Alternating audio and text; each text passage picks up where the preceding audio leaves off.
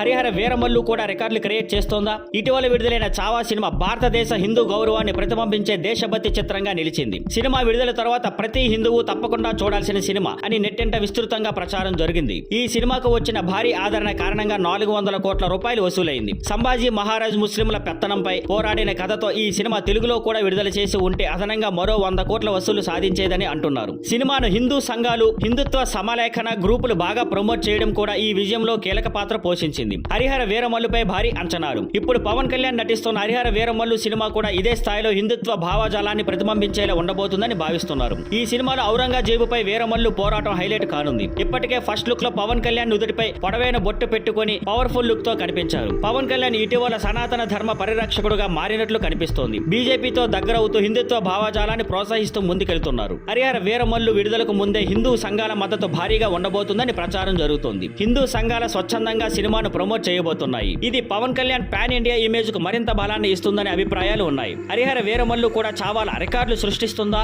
అన్నది వేచి చూడాలి. Thank you for watching. Please like, share and subscribe.